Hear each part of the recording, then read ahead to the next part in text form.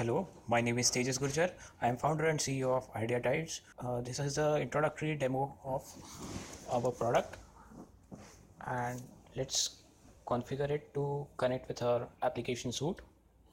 If the product is deployed on your private network, you will enter the IP address over here.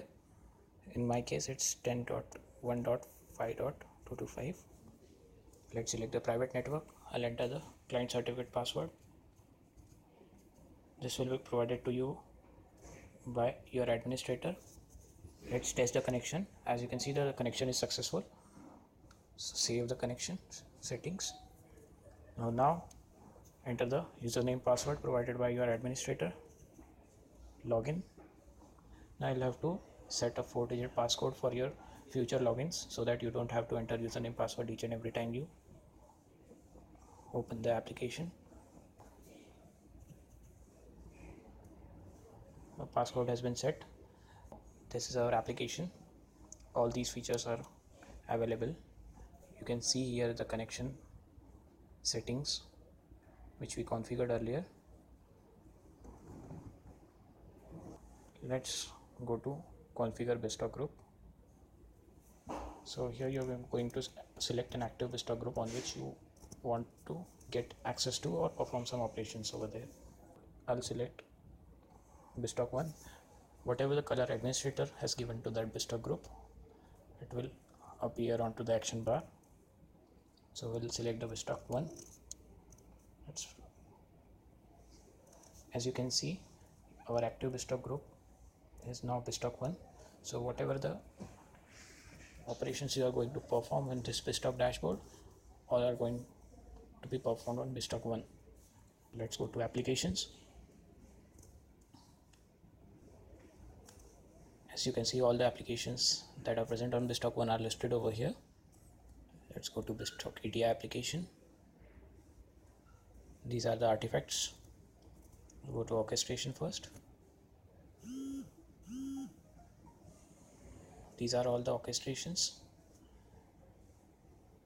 You can click on the orchestration to view the orchestration details, or you can perform these operations onto the orchestration. You can stop it, unenlist it, view the details, or add it to auto start exclude list.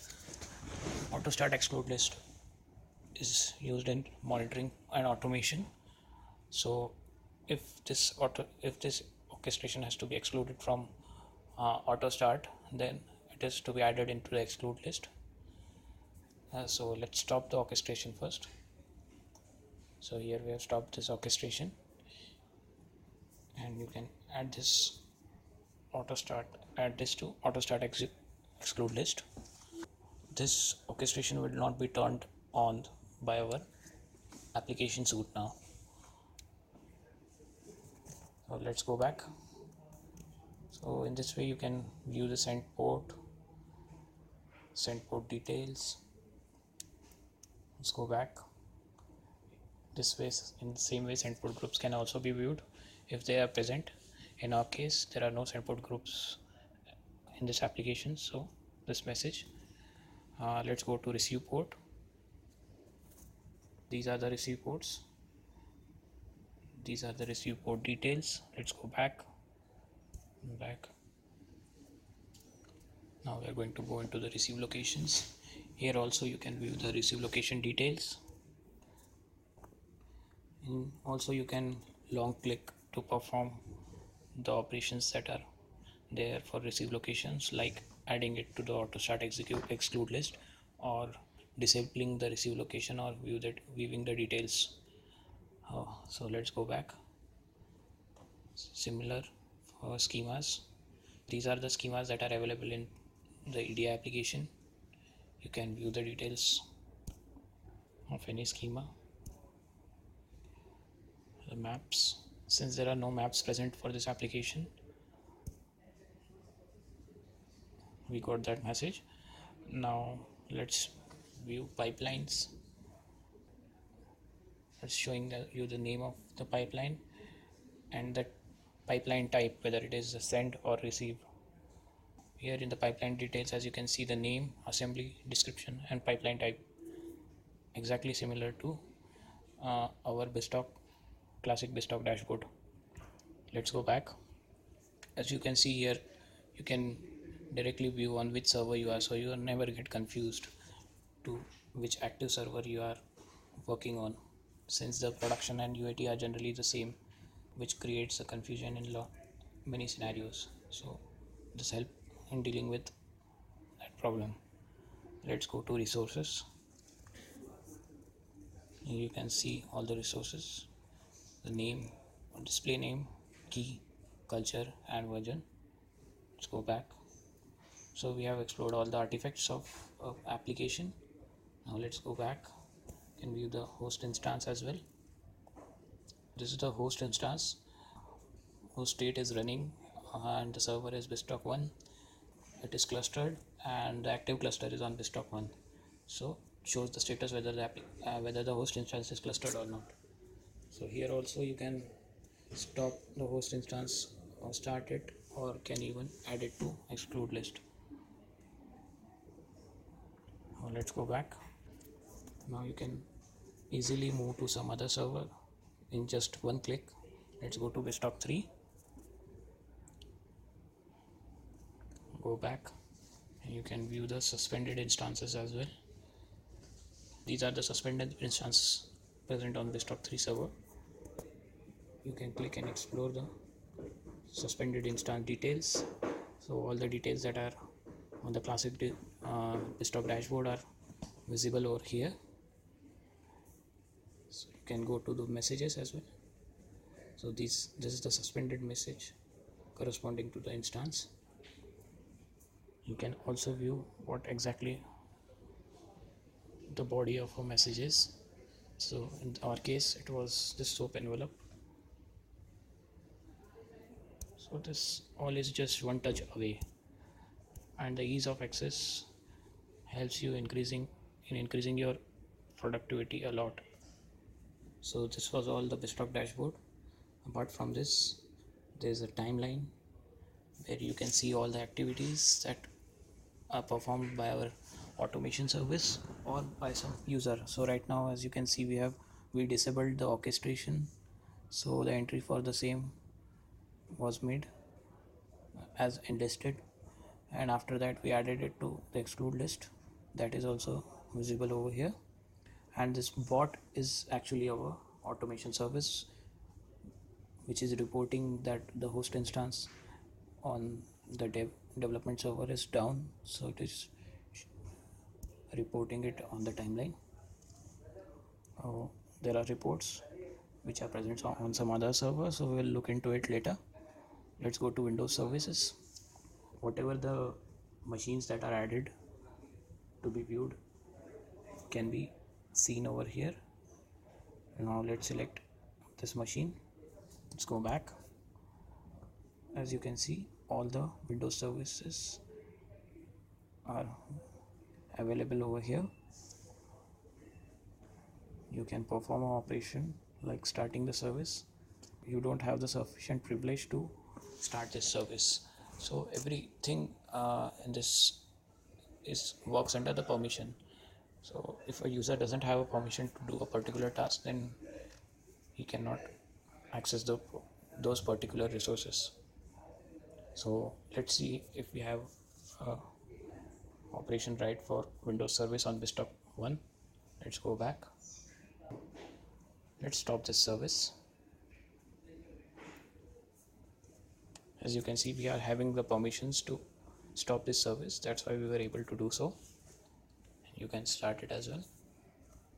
The administrator has provided a role with both start and stop permissions for this Windows service on BizTalk 1. Now let's go to server health statistics. You can view the disk space, memory usage and utilization, CPU utilization of any server. So let's go to this server. As you can see, all the data is just one click away. Let's go back. Let's view the CPU utilization. So this is the CPU utilization of our development server in last 1 hour. Let's go back. Memory usage. This is the memory usage of last 1 hour. Now let's go to auto start. Let's go to BizTalk auto start. As you can see, these are the servers that are configured for monitoring, and BizTalk 2 is disabled by the administrator for monitoring. So even if its auto start is enabled, the server is not going to be monitored or automated in any way. So once the monitoring is enabled for that particular BizTalk group, then only the auto start happens for the particular server. So for the BizTalk 1, it is monitored every 10 minutes, and the auto start is also enabled for this BizTalk group. So now let's go inside this BizTalk group. As you can see, the artifacts toggle is also provided. Like, you want the control of which artifacts are to be auto started and which are not to be auto started, so you get a complete control over that. Let's suppose you want to auto start a particular receive location if the receive location gets disabled accidentally. So in that case, you can only have a control for a receive location as well, and you can disable the auto start for rest of the artifacts. So you are given with a complete control. And also, in the case of particular, let's suppose we enable the auto start for orchestration and you want certain orchestrations to be excluded from auto starting. So here we maintain the exclude list, so you can enter the orchestration into the exclude list from our applications from the BizTalk dashboard, and those exclude lists will be maintained over here, and these orchestrations won't get auto started. So you can maintain the exclude list for each and every artifacts. Let's go back. The same for development server and BizTalk 2 as well. Let's go back again. Windows Service Auto Start is also provided. Here also the same mechanism works. You are being shown with all the machines that are configured by the administrator, and BizTalk 2 machine is disabled for monitoring. So even if you enable the auto start mechanism for it, the machines won't get monitored. So once the administrator enable it for monitoring, then you have a control of toggling the auto start for the particular machine. And here also the exclude list is not maintained, but the monitor list is maintained, since there are a lot of Windows services and it's difficult to have a control on the exclude list, and only few of the Windows service are to be monitored. So here we provide a monitor list, so you can explicitly add which Windows services are to be monitored, and that is maintained separately. So only the monitored list Windows services are auto started if the toggle for the same machine is enabled. Let's go back. Same goes for SQL jobs as well. All the database servers would be visible that are configured by the administrator. So this dev June 18 is monitored every 30 minutes. BizTalk 1 DB server is also monitored every 30 minutes. So in the case of monitoring, you will get a timeline entry and the notification for any particular resource that is down or that is disabled, but that will not get auto started if the toggle is off. In the case when the toggle is enabled, the resource would be get auto started. So in this case also, you maintain the monitor list for the same, and that's all for auto start. So now let's go to SQL jobs. Here also you'll configure the active database. Let's make it as BizTalk 1.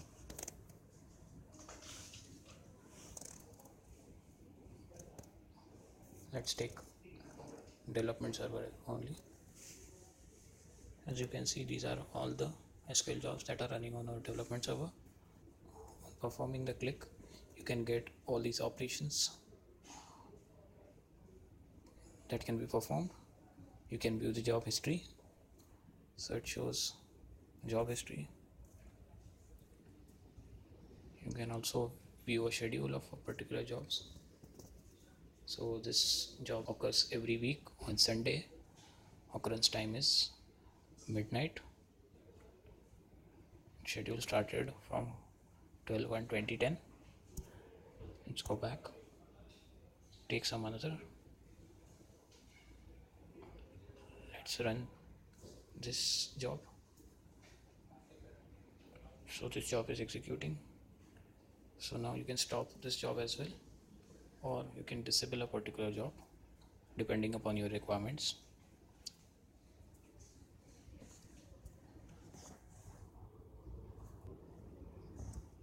Now let's go to the notification section. These are the notifications that are generated as per a specific role. So whatever the notifications that is concerning you, you will get it right on your smartphone.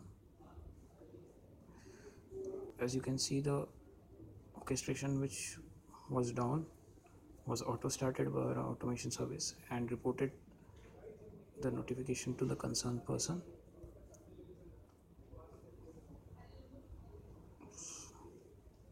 So these are all the notifications that were generated.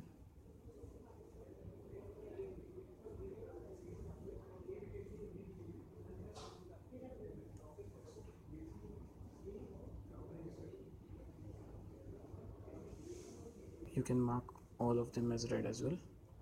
All the notifications, it marks it red. Let's go back. This is all our application is about.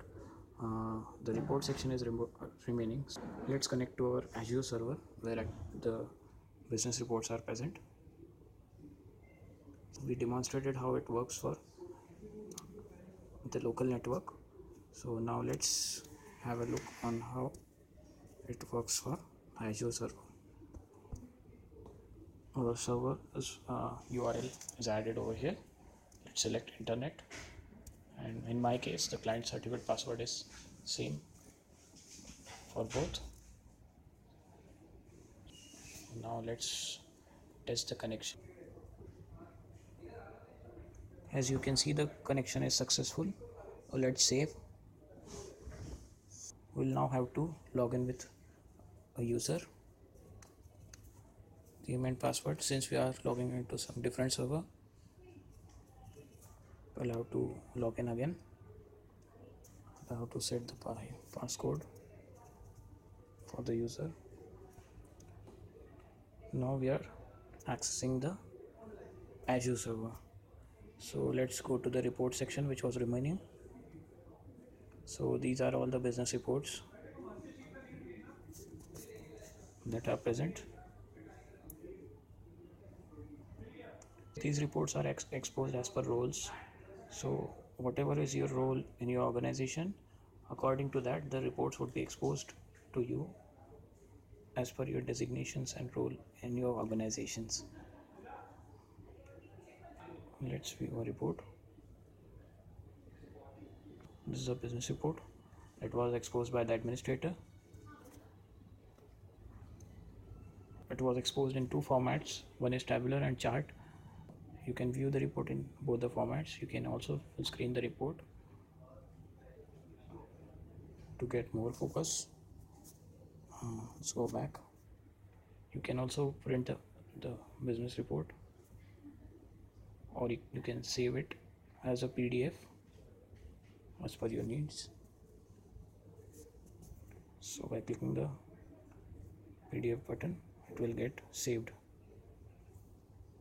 Let's name the report and save. So this report will get saved as a PDF. Let's go back.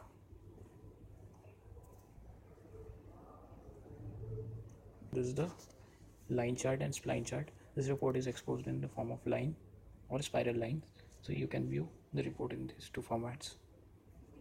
If you want, you can enable or disable a particular field and have a focused look on the parameters you want. So it is all dynamic. Go back. See the return on investment. As you can see here in the below, this is our HTML rendering. It's JavaScript compatible, so you can, the administrator while configuring can add a JavaScript in this business report as well. And add all the HTML properties which you get in your web browsers. Here also you can select the parameters as per your needs.